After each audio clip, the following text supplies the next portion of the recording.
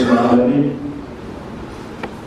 والصلاة والسلام على أشرف الأنبياء والمرسلين وعلى آله وأصحابه ومن تبع الله وحده لا شريك له وأشهد أن محمدا عبده ورسوله.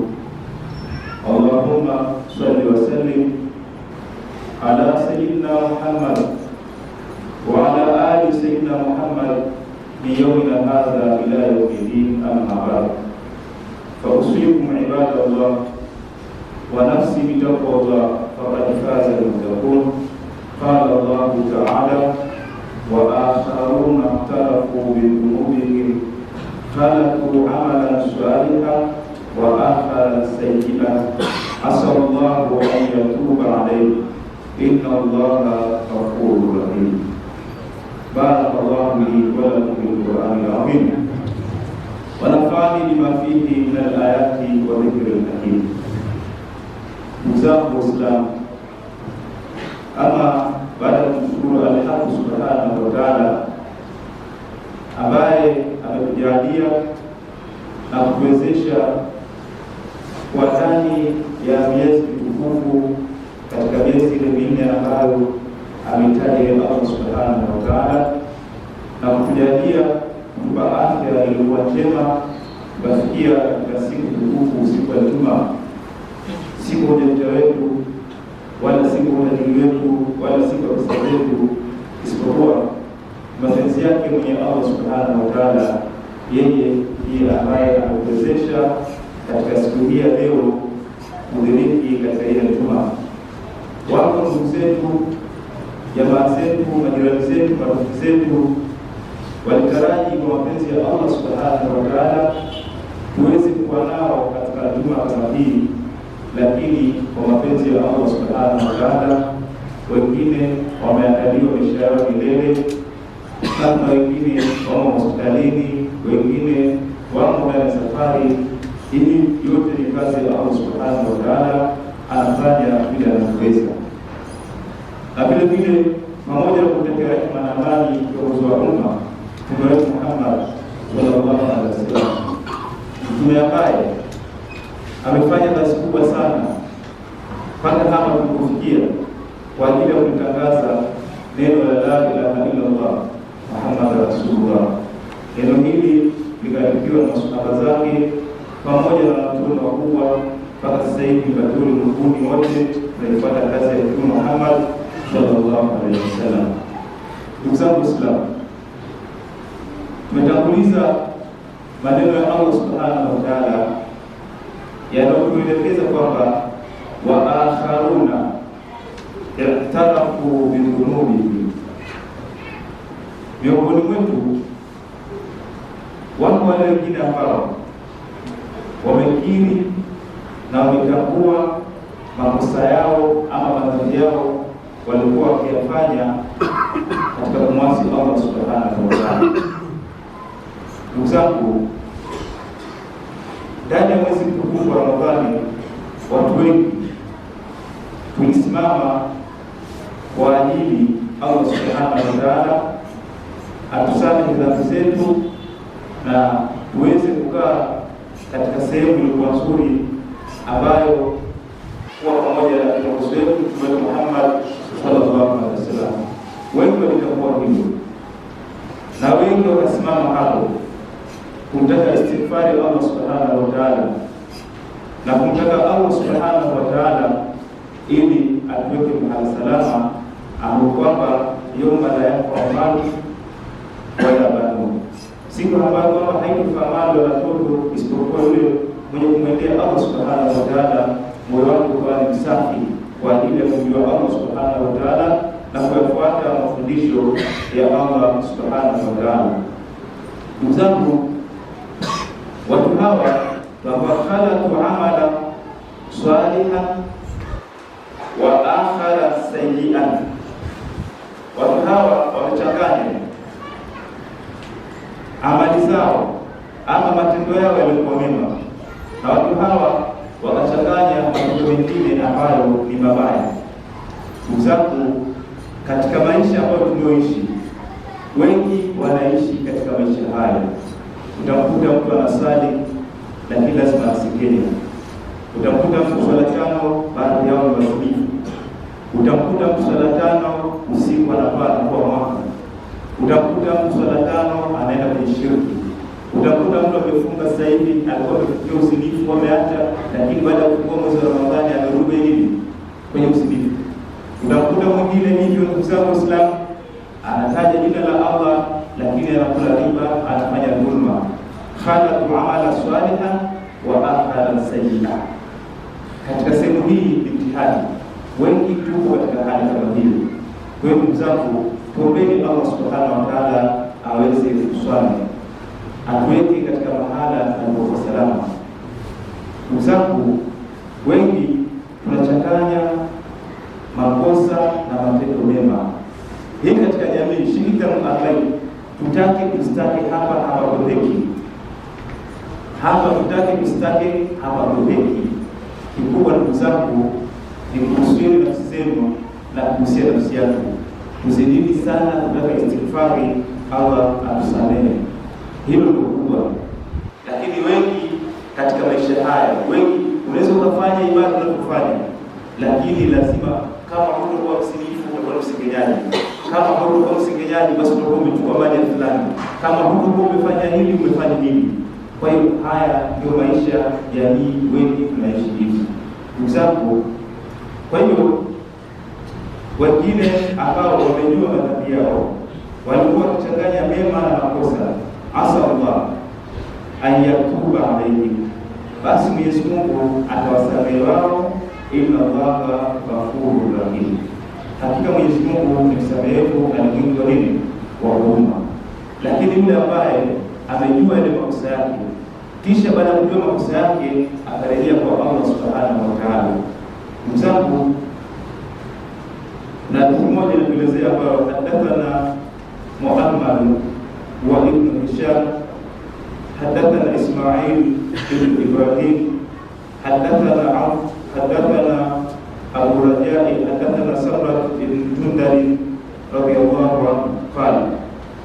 Bwana anaelezea kwamba kutoka hizo mpaka kufikia mwenye anatuambia kwamba qala Rasulullah sallallahu alaihi wasallam lana, amesema Mtume Muhammad sallallahu alaihi wasallam kutuambia sisi. Usamatu ibn Jundal radiyallahu anhu anasema kwamba amesema Mtume Muhammad sallallahu alaihi wasallam kutuambia sisi siku moja. Anasemaje Mtume sallallahu alaihi wasallam? Atani atiyani, amenijia mimi, wamenijia mimi watu wawili wenye kunijia.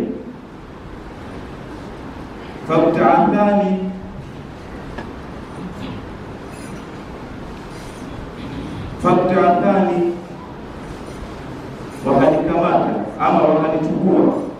Fantahaina ila Madina, tukaenda mpaka tukafika katika mji ambao mabniyati bilabani dhahabi wa bilabani fidda, tukakuta mji ambao umejengwa na dhahabu na mji huo umejengwa na fedha. Fatalaqana rijalun, anasema Mtume Muhammad sallallahu alaihi wasallam kueleza masahaba, tukakutana na watu shatrun min khalqihim ka ahsan ma anta rabi, sehemu ama nusu ya umbile lao wao wanapoona katika ule uzuri kama wanapoona mwili mzuri. Kwa hiyo Mtume anaelezea kwamba alikwenda na watu wawili kwamba ni Jibril pamoja na Mikail. Alipofika sehemu akaona mji ule umepambwa na dhahabu, ukapambwa na madini ya fedha, lakini ndani ule mji akaona watu nusu au sehemu ya umbile yao katika ule uzuri kama vile Mtume alivyoona. Mtume sallallahu alaihi wasallam anasema washatrun kaakbar ma anta rabi, na nusu ya makosa yao kama vile unavyoona. Kwa hiyo nusu ya uzuri wao kama unavyoona Mtume Muhammad sallallahu alaihi wasallam, na nusu ya ubaya wao kama unavyoona. Kwa hiyo mzao kuangalia ni mtu ambaye anakuwa anachanganya mema na makosa. Kwa hiyo Mtume sallallahu alaihi wasallam alimwona mtu huyu, ama qala lakum, hawa watu wawili wakasema kuwaambia wao, wale watu ambao wanaonekana nusu ya uzuri, nusu ya ubaya wao, kama vile wanaonekana, faqamu fi dhalika an-nahar, ingieni kutokana na hayo kusema katika nini, moto. Fawaqamu fihi, wakaingia ndani ya ule moto. Kwa hiyo wale watu wakaambiwa waingie ndani ya moto. Walipoambiwa wale watu kuingia ndani ya moto, wakaingia. Thumma rajau ilaina, kisha wale watu wakarudi kwetu sisi. Kad dhahaba dhalika suu, hakika umeondokwa yale ubaya wao, ama yameondoka yale makosa yao katika ule moto. Kwa hiyo ndugu zangu, tunapochanganya mema na mabaya, tujue kwamba siku ili tukaingia katika pepo, lazima kwanza tuadhibiwe, ili ondolewe makosa, tukae katika sehemu iliyo salama. Na hapo ndugu zangu, inaumiza, ni adhabu iliyo kali.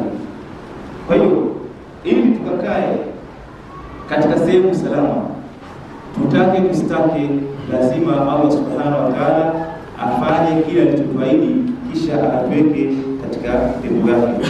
Ndugu zangu, hii ni hali ambayo ni yule mtu anachanganya mema na makosa. Mtume Muhammad sallallahu alaihi wasallam alipopelekwa katika safari yake hiyo, akawakuta wale watu wanaambia waingie ndani ya moto, alafu kisha wale watu wakaingia ndani ya moto. Baada ya kutoka wakarudi pale kwa Mtume Muhammad sallallahu alaihi wasallam pamoja na wale wawili ambao ni Jibril na Mikail, akawakuta kule. Baada ya kukuta faswaru bi ahsani sura, basi wale wakawa na sura iliyokuwa nzuri. Mara kwanza walikuwa na hali mbili, sehemu nyingine ilikuwa nzuri, sehemu nyingine ilikuwa ni mbaya, lakini baada wale wakawa na sura iliyokuwa nzuri. Kwa hiyo ndugu zangu Waislamu, Mwenyezi Mungu atusamehe, atujalie na sisi tuwe na sura iliyokuwa nzuri, ili katika pepo yake tukakae na sisi, kwa sababu pepo, ndugu zangu Waislamu, haikai watu wachafu, haikai watu wachafu. Uchafu sio ndio kusema ni kuoga, labda ukipendi kwa maoga sana kwa sabuni mpaka kwa hakuna uchafu hapo. Unazungumziwa kufanya maasi, kumwasi Mwenyezi Mungu, madhambi. Kwa hiyo pepo haikai watu wenye madhambi, lazima ukae kwenye pepo, lazima yale madhambi yatolewe, kisha ukae katika pepo ya Allah subhanahu wa ta'ala. Mwenyezi Mungu atusamehe dhambi zetu.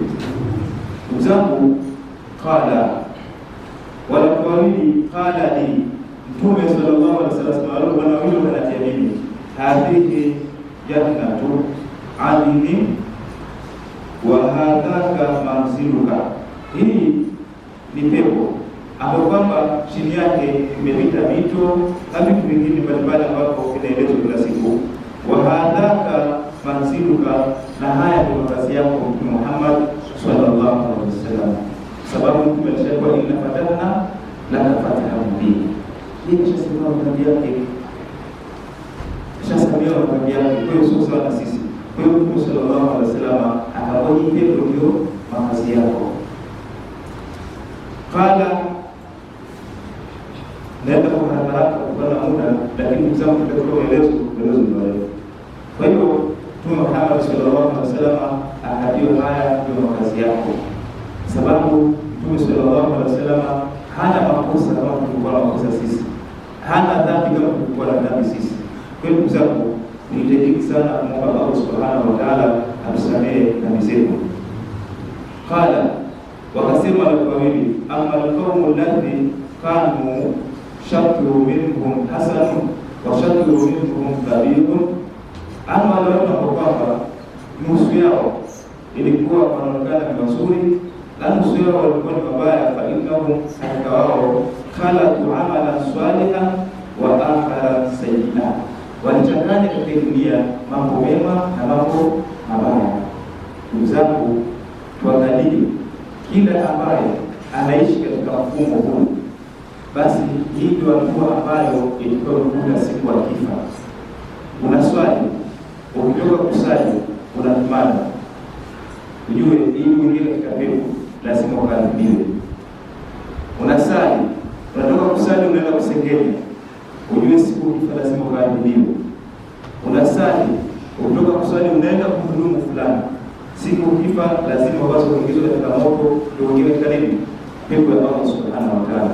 Kwa hiyo ndugu zangu Waislamu, kila mmoja nafasi tunayo afikirie yale anayofanya ni yapi yanayomridhisha Mwenyezi Mungu na ni yapi ambayo Mwenyezi Mungu hayataki, ili apate muda ya kuyaacha haya ambayo Mwenyezi Mungu hayataki, ayafanye haya Mwenyezi Mungu anayopenda, ili tukakae sehemu salama, ili tusipate adhabu ya Allah Subhanahu wa Ta'ala. Ndugu zangu, maisha tunayoishi ni muda mfupi sana, na maisha haya tunayoishi hakuna ambacho kitakachokusaidia mwanadamu isipokuwa yale matendo yaliyokuwa mema aliyotanguliza mbele ya Allah Subhanahu wa Ta'ala, ndiyo ambayo yatakusaidia.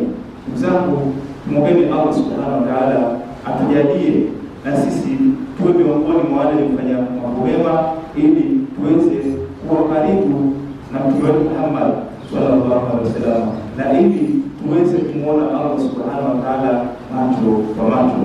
Fatajabu Rasulullah anhu, Mwenyezi Mungu akawasamehe wao, lakini baada ya kuadhibiwa kuingizwa katika moto Mwenyezi Mungu na kutolewa katika moto, baada ya kuwa safi na kuwa hawana dhambi zote, Mwenyezi Mungu akawasamehe, akawaingiza katika pepo. Kwa hiyo hapa tunapata jawabu, pepo ya Mwenyezi Mungu haikai mtu mchafu. Kwa hiyo hasibu anfusakum kabla an tuhasab. Ayuha al-ikhwatu muslimun, tarajau ila Allah jami'an bi qulubikum kunu jami'an astaghfirullah. Al-wahid al-ahad al-fard as-samad alladhi lam yalid wa lam yulad wa lam yakul lahu kufuwan ahad. Wa ashhadu an la ilaha illa Allah wahdahu la sharika lahu wa ashhadu anna Muhammadan abduhu wa rasuluhu. Allahumma salli wa sallim ala sayyidina Muhammad wa ala ali sayyidina Muhammad bi yawmina hadha ila yawmiddin, amma ba'd. Fa usikum ibadallah wa nafsi bi taqwallah faqad faza al-muttaqun. Qala Allah ta'ala: wa ma ataakum rasulu fakhudhuhu wa ma nahakum anhu fantahu. Wa qala ta'ala: inna Allaha wa malaikatahu yusalluna 'alan nabiy ya ayyuhalladhina amanu sallu 'alaihi wa sallimu taslima. Allahumma salli wa sallim Allahumma lil khulafa'ir rasyidin khususan minhum dhil asril 'alim sayyidina Abi Bakar Siddiq wa Umar al-Faruq wa Uthman bin Nurayn wa Ali al-Murtada wa kafat ashabi Rasulillah sallallahu alaihi wasallam. Allahumma fil mu'minina wal mu'minat wal muslimina wal muslimat al-ahya'i minhum wal amwat innaka qaribun mujibud da'wat ya qadhiyal hajat. Allahumma rabbana hab lana min azwajina wa dhurriyyatina qurrata a'yun waj'alna lil muttaqina imama. Allahumma rabbana hab lana min azwajina wa dhurriyyatina qurrata a'yun waj'alna lil muttaqina imama. Allahumma rabbana hab lana min azwajina wa dhurriyyatina qurrata a'yun waj'alna lil muttaqina imama. Birahmatika ya rabbika arhamir. Ibadallah, inna Allaha ya'muru bil 'adli wal ihsan wa ita'i dhil qurba wa yanha 'anil fahsya'i wal munkari wal baghi